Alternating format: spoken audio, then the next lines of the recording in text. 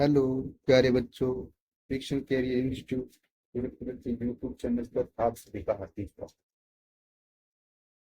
Friction career institute आप सबके लिए एक बेहतरीन सीरीज लेके आ रहा है जिसमें हम आरपीएससी पीवाई की क्वेश्चन प्रीवियस ईयर के क्वेश्चन सॉल्व करेंगे। अभी हमारा जो टारगेट है फ्रिक्शन कैरियर इंस्टीट्यूट का, जिसमें केमिस्ट्री के जितने भी आज तक के पीवाई क्यू है, केमिस्ट्री के आरपीएससी के जितने भी पीवाई क्यू है उनको आपको सॉल्व करवाया जाएगा विथ डिटेल सॉल्यूशन के साथ में।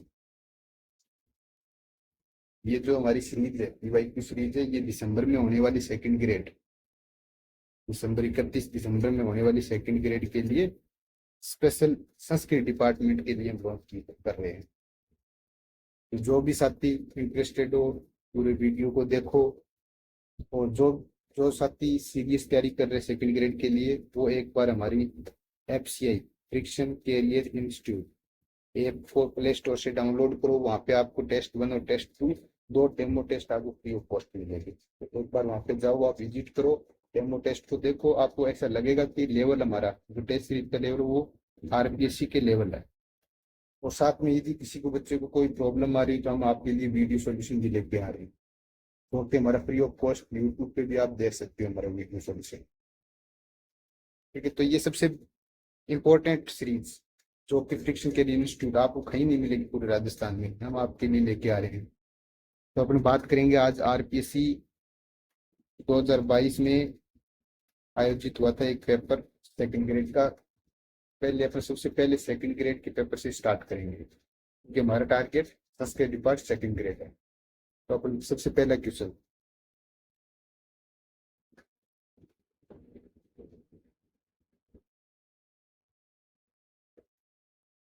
क्वेश्चन नंबर 7 देखो। 7 नंबर क्वेश्चन से हमारा स्टार्ट हुआ था केमिस्ट्री सॉल्यूशन। हम आज सिर्फ केमिस्ट्री की बात करेंगे। केमिस्ट्री के बाद में हम धीरे धीरे बायोलॉजी और फिजिक्स की भी लेके आएंगे वही। हाइजेनबर्ग के अनिश्चित सिद्धांत का सही गणितीय रूप है पूछा है इसने। तो हमें पता है हाइजेनबर्ग देखो, हाइजेनबर्ग हाइजेनबर्ग सिद्धांत क्या होता है भाई? हाइजेनबर्ग सिद्धांत ये हमें ये बोलता है delta x into delta P की वैल्यू किससे बराबर होनी चाहिए? एच अपॉन 4 पाई के बराबर या इससे बड़ी होनी चाहिए। हमें पता है कि एक सबसे बेसिक सिद्धांत है इसका। यहाँ पे डेल्टा एक्स क्या होता है? अनिश्चितता किसमें? डेल्टा का डेल का मतलब है अनिश्चितता और एक्स का मतलब पोजीशन। स्थिति में अनिश्चितता कौन सा है? स्थिति में अनिश्चितता को कहता है। ठीक है, डेल्टा पी, पी का मतलब क्या होता है? संवेग। पी होता है यहाँ पे संवेग या मोमेंटम। ठीक है, तो डेल्टा पी क्या होगा? संवेग में अनिश्चितता।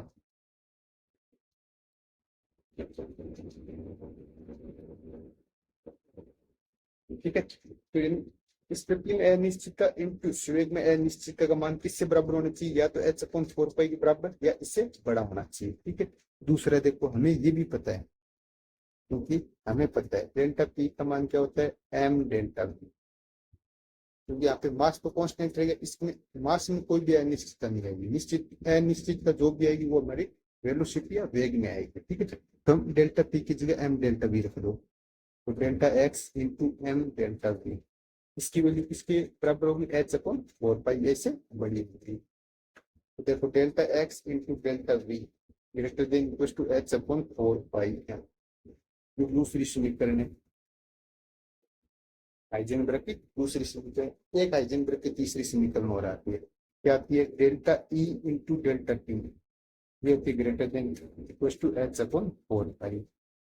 डेल्टा ई क्या होता है? एनर्जी में अनिश्चितता, अनसर्टेनिटी इन एनर्जी, ऊर्जा, ऊर्जा में अनिश्चितता।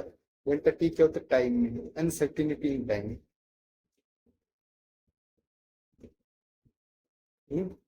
टाइम, ये तीसरी समीकरण है। हाइजेनबर्ग की तीन समीकरण, delta x into delta p, delta x into delta v और delta E into delta p. ठीक है, देखो delta x into delta p, इसको हाइजेनबर्ग ने क्या बोला था? इसको हमें एक अलग पेन से देखते हैं। हाँ, यहाँ पे देखो, इसको हाइजेनबर्ग ने बोला था कि किसी भी कण किसी भी कण की स्थिति, किसी भी कण की स्थिति और गति को एक साथ सटीकता से नहीं मापा जा सकता।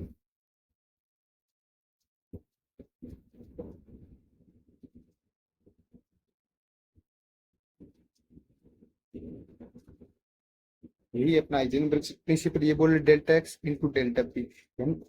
यदि आप डेल्टा एक्स में स्थिति में अनिश्चितता निकालोगे तो उसी टाइम वेग में अनिश्चितता को आप एक साथ नहीं निकाल सकते। तो ये बात ये बोलना चाह रहा है कि किसी भी कण की स्थिति और गति को, गति यानी डेल्टा पी या संवेग, ये भी गति या संवेग भी बोल सकते, तो एक साथ सटीकता से नहीं मापा जा सकता। तो आप यहाँ पे गति के साथ में संवेग भी लगा सकते हैं।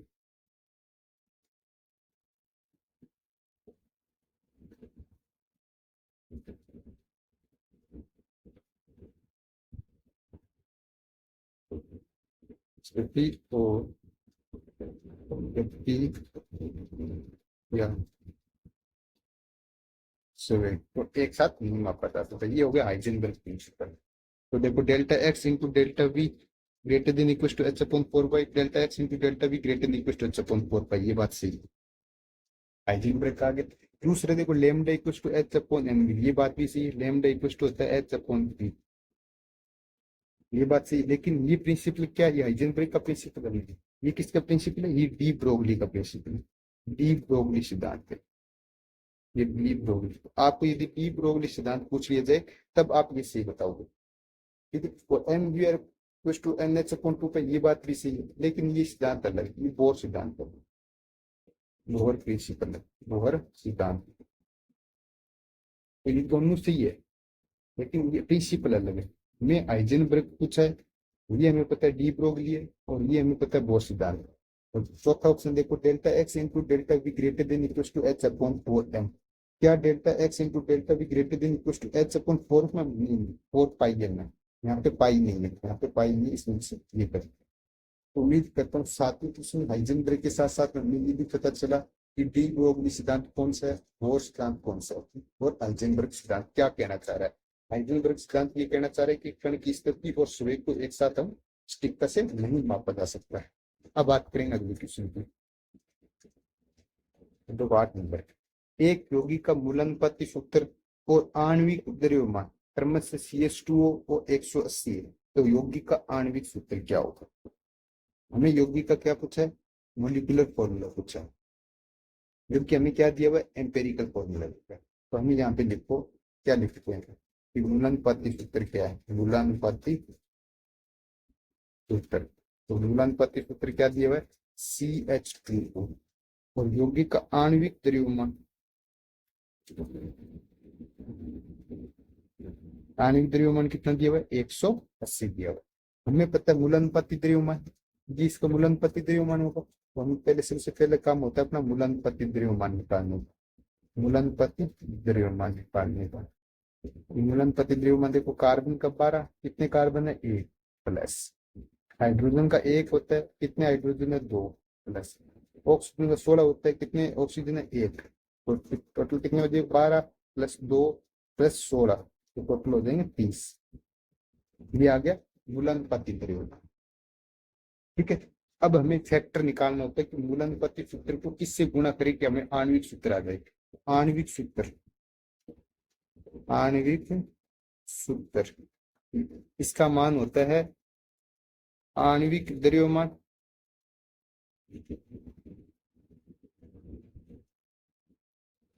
बटा मूलानुपाती द्रव्यमान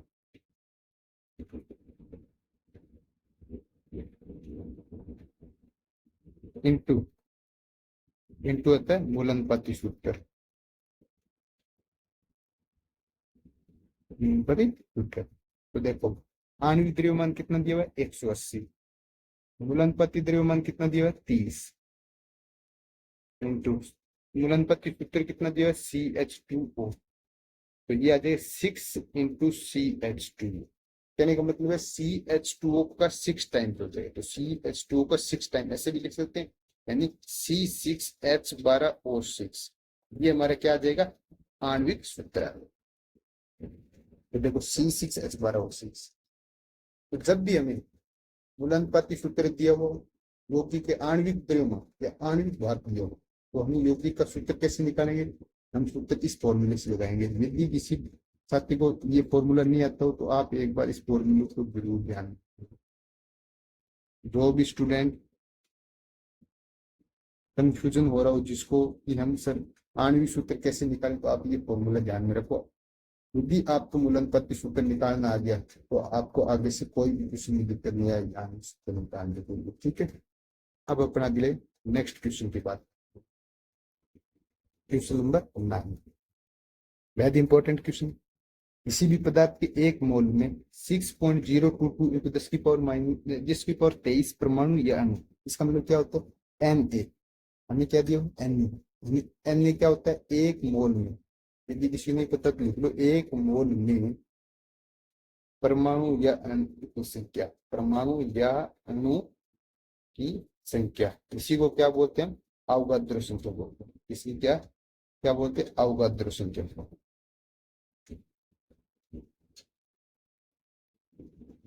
ठीक है, यानी एन ए। इसका मान कितना दिया हुआ है, 6.022 इंटू 10⁻23। ठीक है, आगे देखो 0.02 मोलर H2SO4 के 100 ml विलयन में उपस्थित H2SO4 के अणुओं की संख्या पूछे। ठीक है, कोई दिक्कत नहीं। हमें क्या दिया हुआ है, कंसेंट्रेशन दिए, सांद्रता। देखो यहाँ पे मोलर जहां भी दिया जाए वहां सांद्रता होती है, तो सांद्रता कितनी दी हुई है, 0.02 मोलर। इसके अलावा विलयन का सॉल्यूशन, विलयन कितने में दिया हुआ है, 100 ml आयतन दिया हुआ है, तो विलयन का आयतन दिया हुआ है, कितना दिया हुआ आयतन, तो 100 ml दिया हुआ है। ठीक है, एक बात हमें पता है, सांद्रता क्या होती है, सांद्रता एक वस्तु होती है मोल अपॉन आयतन, मोल अपॉन आयतन, और आयतन वो भी किस में आता है, लीटर में आता है। तो देखो सांद्रता कितनी दी हुई है, 0.02 मोल हमें निकालने, अपॉन आयतन कितना दिया हुआ है, 100 ml में दिया हुआ है। ml में जब भी देते हैं तो ऊपर 1000 से मल्टीप्लाई कर देंगे, तो यहाँ से मोल आ जाएगा आपको।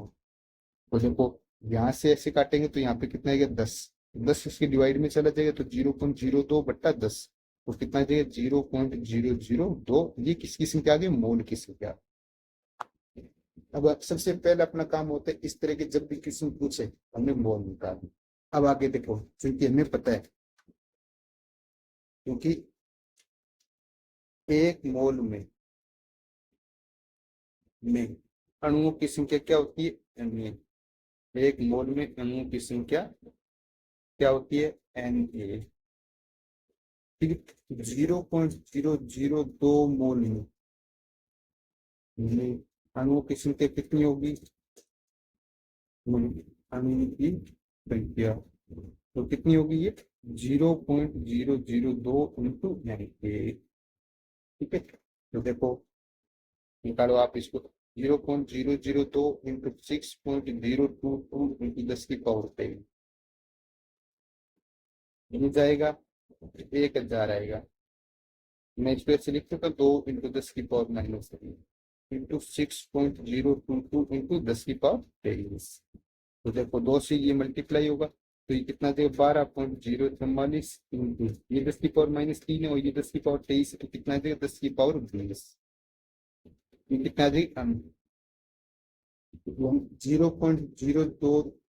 0.002 मोल में कितना देंगे, 12.044 इंटू 10⁻20। देखो 12.044 इंटू 10⁻20 है, यानी फर्स्ट ऑप्शन सही है।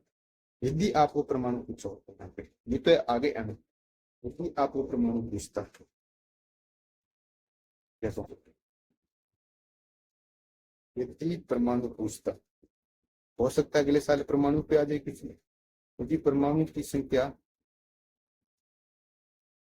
पूछता तो हमें कैसे निकालने, तो हमें पता है H2SO4 कुल अणु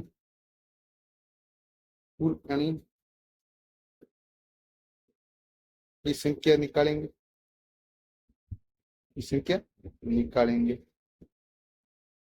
तथा एक अणु में उपस्थित परमाणु की संख्या निकालेंगे, उपस्थित परमाणु की संख्या निकालेंगे। तो देखो अणु की संख्या तो ये फॉर्मूला डायरेक्ट इससे अणु निकाल लेंगे, लेकिन परमाणु हमें पता है H2SO4 में परमाणु की संख्या,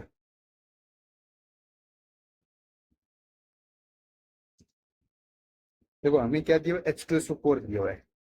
ये देखो H2SO4 में पूछा हुआ है, तो H2SO4 में परमाणु कितनी होगी, H2SO4 किस से बना हुआ है, अणु मतलब कितने परमाणु से मिलकर बना हुआ है, ये 2 हाइड्रोजन परमाणु से प्लस 1 सल्फर परमाणु से प्लस 4 ऑक्सीजन परमाणु से मिलकर बना हुआ है। तो कुल कितने परमाणु हो गए, 2 1 3 और 4 7 परमाणु। ठीक है, तो परमाणु तो 0.002 मोल में परमाणु की संख्या,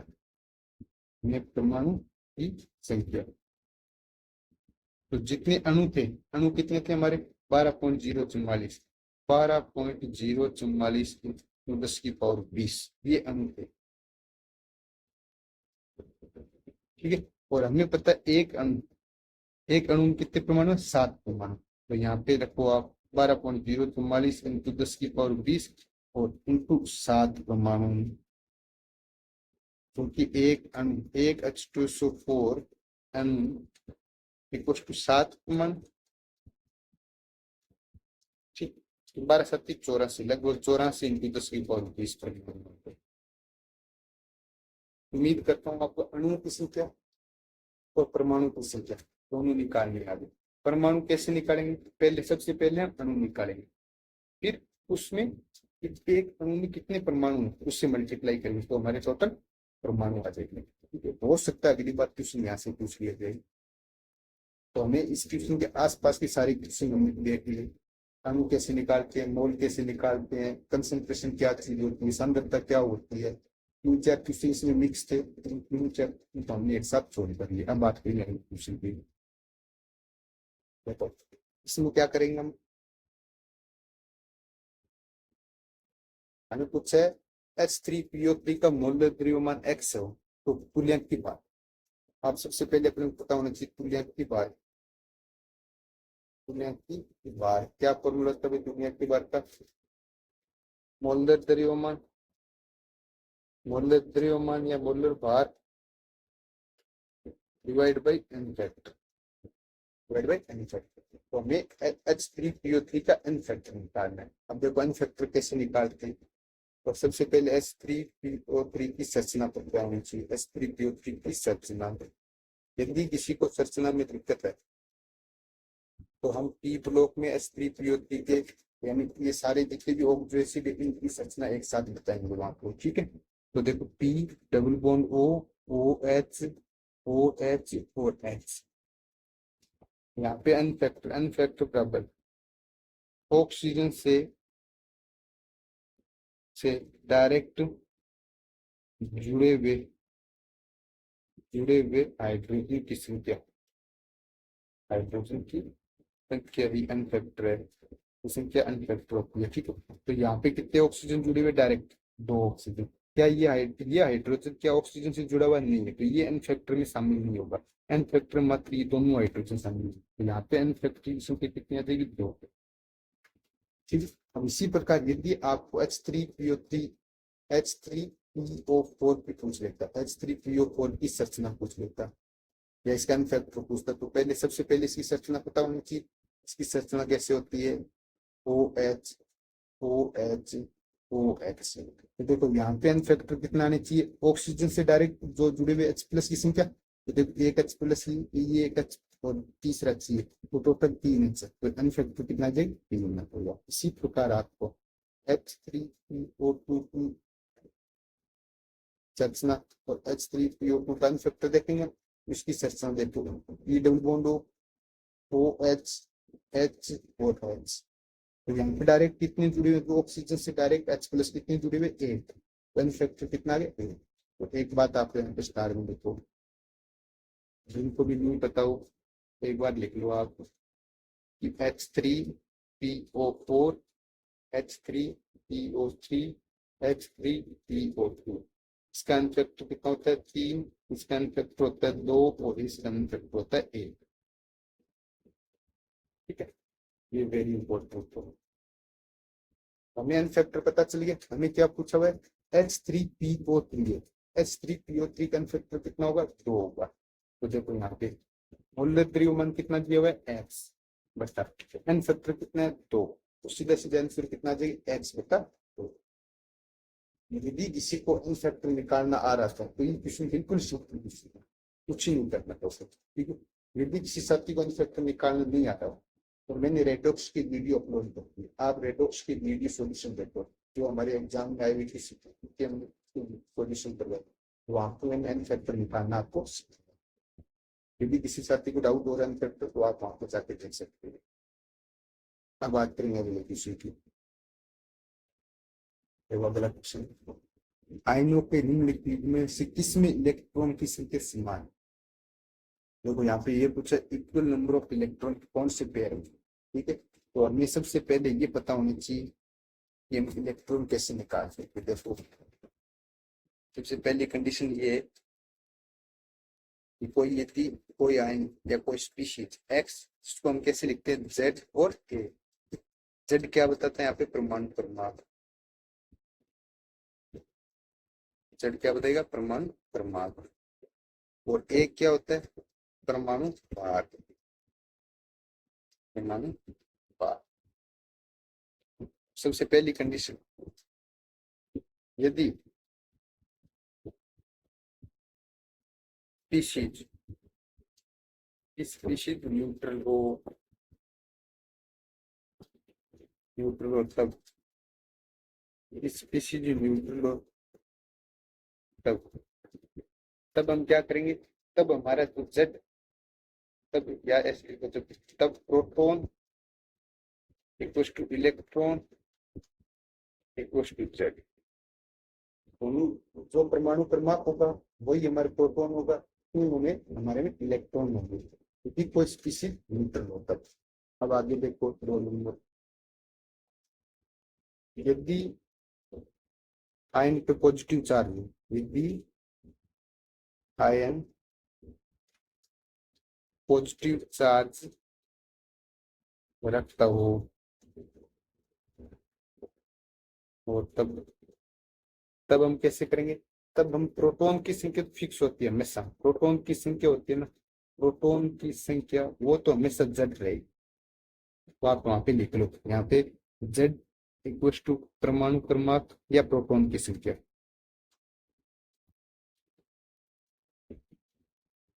परमाणु क्रमांक या प्रोटॉन की संख्या।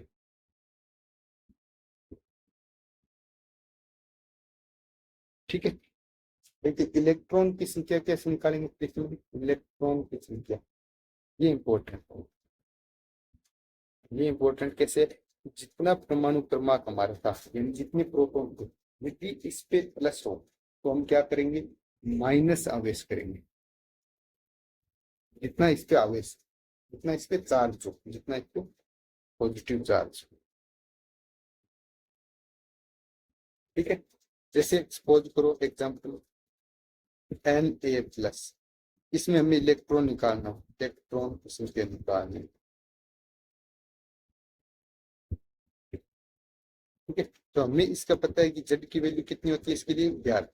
तो इलेक्ट्रॉन की संख्या कितनी है कि 11 माइनस आवेश कितने, इस पे +1, तो 1 इक्वल टू 10। इस पे इलेक्ट्रॉन कितना है, 10। यदि यदि यहाँ पे पॉजिटिव चार्ज हो, यदि यहाँ पे पॉजिटिव चार्ज हो तो हम यहाँ पे नेगेटिव माइनस में करेंगे। तो देखो यहाँ पे उल्टा होता है, इलेक्ट्रॉन निकालने के लिए चार्ज पॉजिटिव होंगे तो इलेक्ट्रॉन की संख्या हम परमाणु क्रमांक में से घटाएंगे। आगे देखो तीसरा,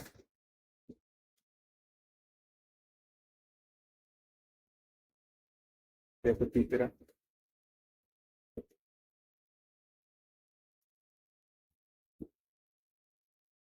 यदि आयन नेगेटिव चार्ज रखता हो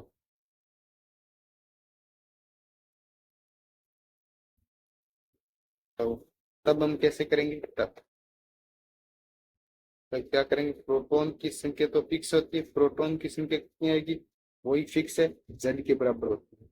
इलेक्ट्रॉन की संख्या कैसे निकालेंगे,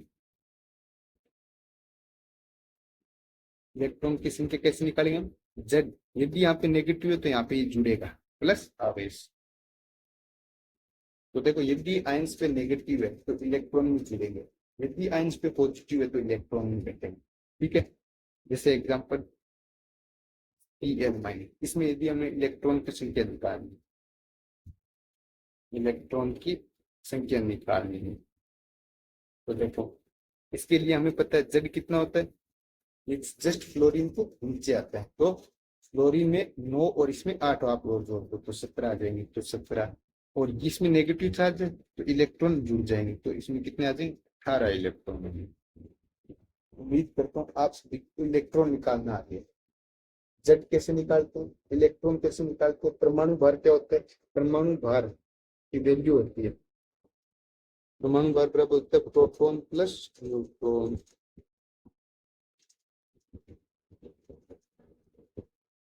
प्रोटॉन और न्यूट्रॉन को आप जोड़ दोगे तो आपको परमाणु भार आ जाएगा। ठीक है, तो परमाणु भार हमें पता चल गया, जेड हमें पता चल गया, इलेक्ट्रॉन कैसे निकालते हैं वो पता चल गया। अब देखो आप, हमें जेड सबके लिए पता होना चाहिए, इतना अपनी पीरियोडिक टेबल सबको याद होना चाहिए। ठीक है, पीरियोडिक टेबल याद होगी तो हमारे लिए क्वेश्चन बहुत इजी हो जाएंगे। तो देखो हम इसका निकालते हैं, कैल्शियम, कैल्शियम के लिए जेड की वैल्यू होती है 20, कैल्शियम के लिए जेड की वैल्यू 20, 20 में से हमें पता है इलेक्ट्रॉन में ये प्लस है तो यहाँ पे माइनस चला जाएगा, तो यहाँ पे कितने इलेक्ट्रॉन आ जाएंगे, कैल्शियम में 18 इलेक्ट्रॉन आ जाएंगे। और Na में देखो सोडियम के लिए होता है 11 जेड की वैल्यू, तो जेड की वैल्यू होती है 11। इलेक्ट्रॉन कैसे निकालेंगे, 11 माइनस 1 चला जाएगा और तो 10 इलेक्ट्रॉन, तो क्या 18 और 10 समान है, नहीं है, तो ये फर्स्ट ऑप्शन कट जाएगा। दूसरे में देखो इसमें क्लोरीन में जेड की वैल्यू कितनी होती है 17, इलेक्ट्रॉन निकालेंगे हमें पता है एक जुड़ जाएगा इसमें, क्योंकि इसमें नेगेटिव चार्ज तो इसमें एक जुड़ेगा, तो एक टोटल इलेक्ट्रॉन कितने हो जाएंगे 18 इलेक्ट्रॉन। इसी प्रकार मैग्नीशियम का देखो, मैग्नीशियम पे कितने होते हैं 12, जेड की वैल्यू होती है इसकी 12, इलेक्ट्रॉन निकालेंगे हम तो 12, यदि प्लस है तो माइनस हो जाएगा, 2 माइनस हो जाएंगे तो 10 इलेक्ट्रॉन। क्या 10 और 18 समान होते हैं, नहीं होते, तो ये भी ऑप्शन नहीं होगा। तीसरा देखो अन्य क्या होते हैं, एंटी वो भी निकाली हमने, अन्य पे कितने इलेक्ट्रॉन होते हैं 10 इलेक्ट्रॉन, तो अन्य प्लस में कितने इलेक्ट्रॉन 10 इलेक्ट्रॉन। सल्फर, सल्फर का देखो हमें पता है सल्फर में कितने होते हैं, सल्फर में 16 होते हैं, 16 प्लस यदि 2 चार्ज आ रहे हैं तो 2 प्लस हो जाएगा, तो कितने हो जाएंगे 18 इलेक्ट्रॉन। क्या 10 और 18 समान होते हैं, नहीं होते। अन्य प्लस में देखो, अभी हमने देखा एन ए प्लस में कितने electron 10 electron. M G plus में देखो, एम जी प्लस में हमने देखा ऊपर कितने इलेक्ट्रॉन 10 इलेक्ट्रॉन। क्या दोनों में इलेक्ट्रॉन की संख्या समान है, हाँ इन दोनों में इलेक्ट्रॉन की संख्या समान है। उम्मीद करता हूँ आपको इलेक्ट्रॉन निकालना आएगा, इस तरह से इलेक्ट्रॉन निकालते हैं। अब बात करेंगे अगले क्वेश्चन की। देखो अगला क्वेश्चन 12 नंबर, कौन सा कथन सही नहीं है, तो देखो पहला ऑप्शन क्या बोल रहा है, आयनिक यौगिक होने के कारण अन्य से ठोस अवस्था में विद्युत का संचालन।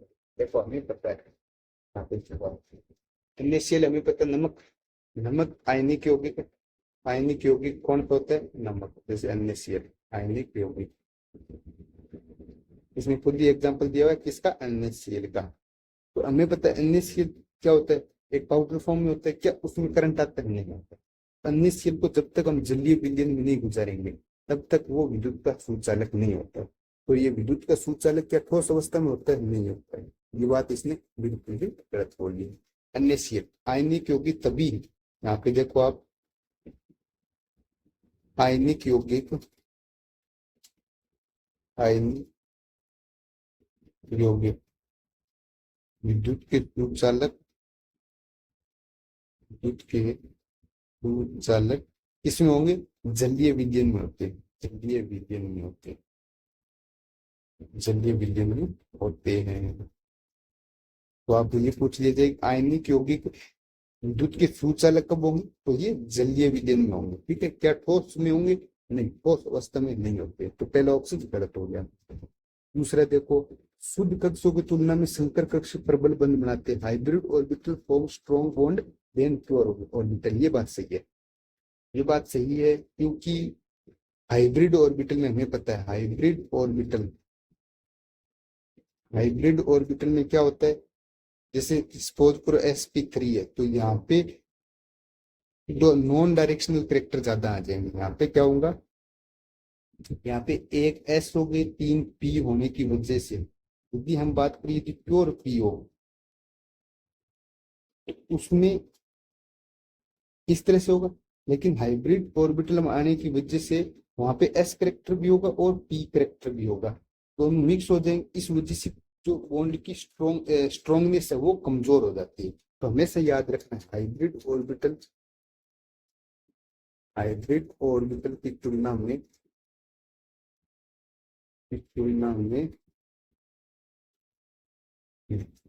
शुद्ध कक्षक या शुद्ध कक्षक स्ट्रॉन्ग बॉन्ड बनाते हैं,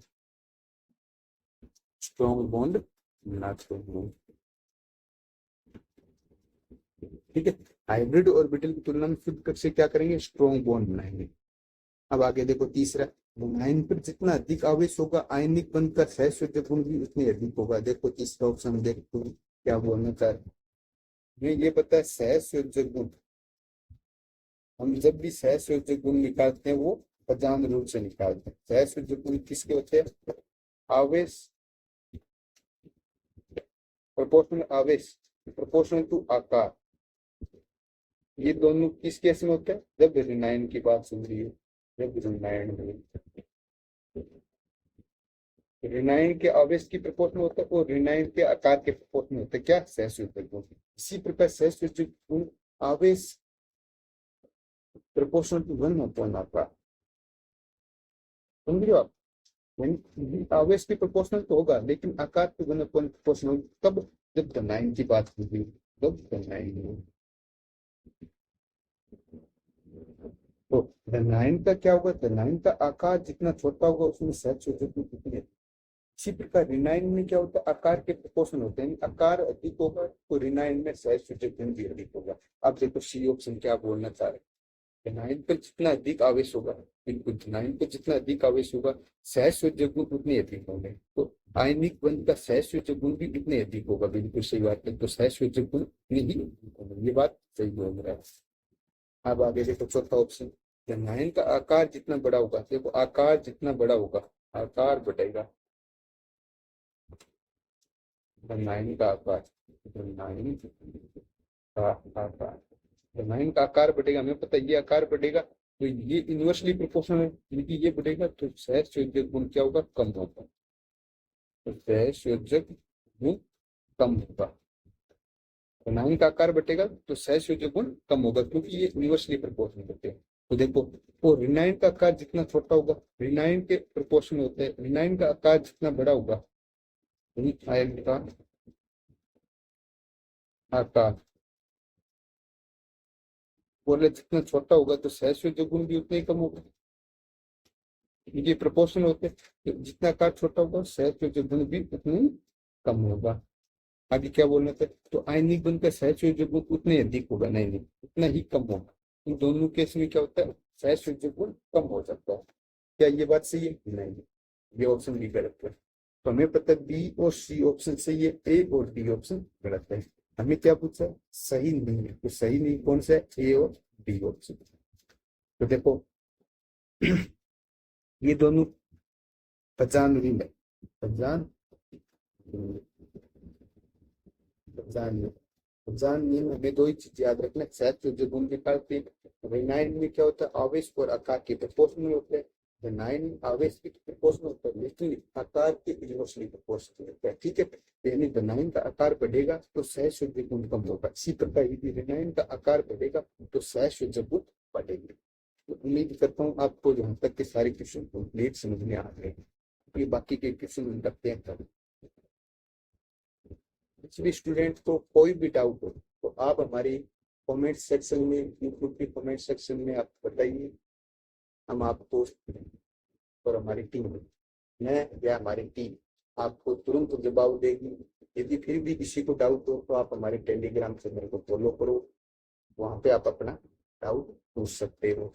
उम्मीद करता हूँ जितना भी पढ़ाया जा रहा है आपको इंस्टीट्यूट के द्वारा, जितना आपको डिटेल सोल्यूशन करवाया जा रहा है, हमारी ये कोशिश होती है कि आपको एक क्वेश्चन के माध्यम से आसपास के सारे क्वेश्चन आपको बता दिए जाए, ताकि प्रीवियस ईयर में आने वाला क्वेश्चन बहुत इंपॉर्टेंट होता है।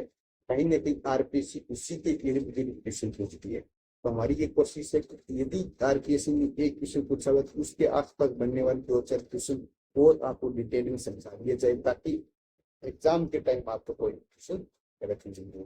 धन्यवाद।